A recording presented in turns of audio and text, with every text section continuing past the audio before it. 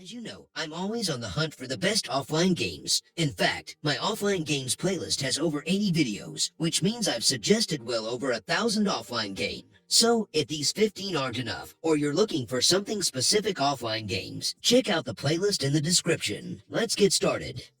Number 15.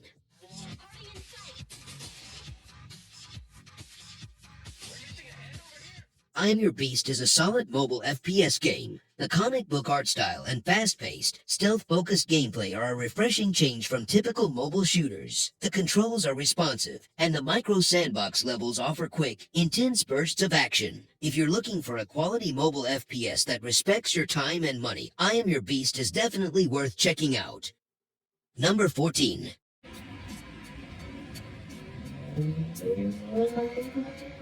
Who doesn't love cruising around in a police car? Lights flashing, siren blaring. The game lets you do that, and it feels pretty realistic. It offers a decent challenge, and the realistic driving mechanics make it feel pretty authentic. While the graphics and controls could be slightly improved, the overall experience is enjoyable. If you're looking for a simulation game with a bit of excitement, this one's definitely worth a look. Number 13. You're a little too handsy for my taste, idiot. I Am Security on mobile is basically you playing digital bouncer. You're standing at the door, checking IDs, scanning for hidden contraband, and deciding who gets to party and who gets the boot. It's surprisingly addictive, especially when you catch someone with a fake ID or a sneaky hidden weapon. It's a casual time killer, not a deep strategy game. But if you're looking for a simple, goofy security simulator, it delivers. Number 12.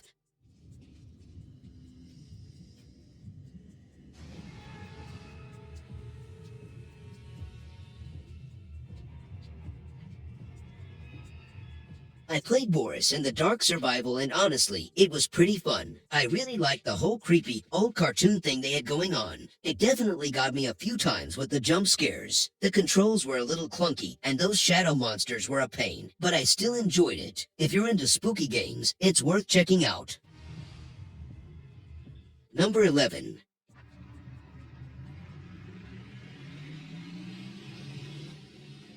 Offroad Masters is a game where you drive big cars on rough roads. I like that there are different types of cars and places to drive, like mountains and forests. It's challenging, and sometimes the controls are hard to use. Overall, Offroad Masters is good for passing time, but it's not the best driving game I've played. Number 10. If you're into crafting, farming, and life sims, then my time at Portia is for you. You're basically rebuilding your dad's workshop in this cute little town, crafting stuff, farming, fishing, and befriending the locals. It gives Stardew Valley vibes to me. The crafting system, while satisfying when you finally build something cool, can be a bit of a grind. You spend a lot of time gathering resources. It's a fun and charming game, but just don't expect a masterpiece. Number 9.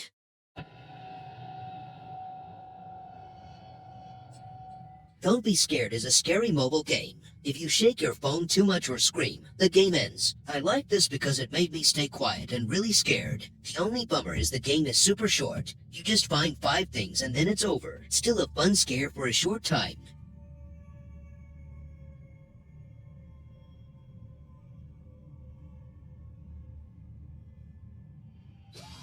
Number 8.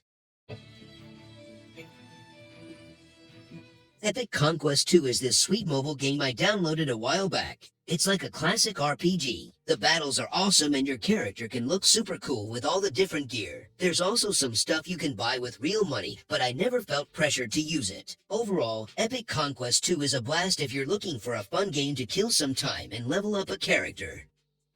Number 7.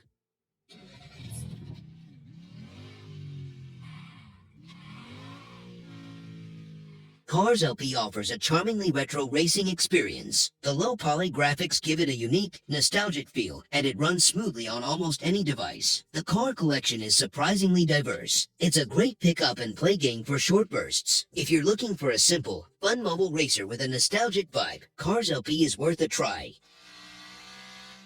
Number 6.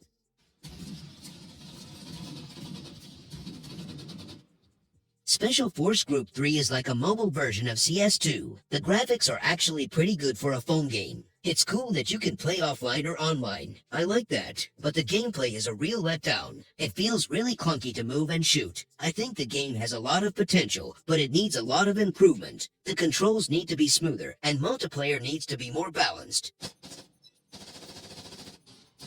Number 5. Drift Legends 2 looks nice at first with its cool graphics and many famous drift cars. The controls work well, and the tracks are fun to race on. It's fun to start as a beginner and slowly become a better drifter. It's not like other racing games where you can change lots of things. Drift Legends 2 is an okay game for drifting, but it could be better if you could change more things about the cars and have different kinds of races to do. Number 4.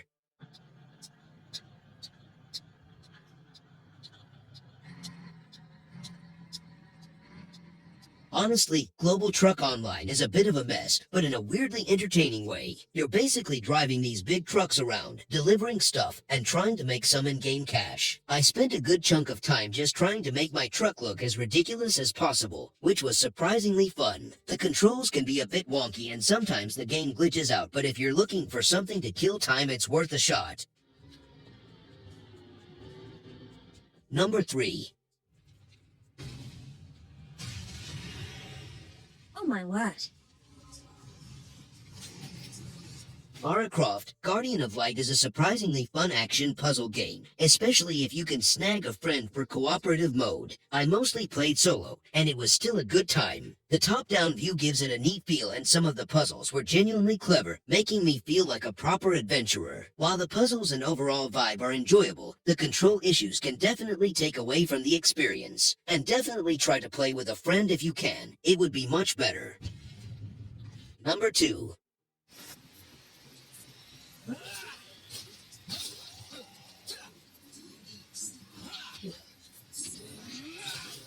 Lost Future definitely gave me a post-apocalyptic feeling. The graphics and the overall look of the world reminded me a little of The Last of Us. Of course, it's a mobile game and not as advanced. The game's graphics and the post-apocalyptic setting give a similar feeling. I enjoy exploring the map and finding resources. The crafting and survival elements are fun. If you want a mobile game with a post-apocalyptic survival feel, Lost Future is worth trying.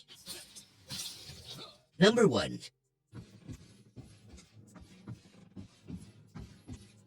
Pascal's Wager is a fantastic Souls-like mobile game, but it's not for everyone. It's visually stunning and the combat is deep and rewarding, making you feel like a legit dark fantasy hero. It's the kind of game you play when you want to feel like you've actually accomplished something, even if that something is just barely surviving a boss fight. It's a love-hate relationship. I loved how beautiful it was. I hated how often it made me want to throw my phone. But in the end, I'm glad I played it.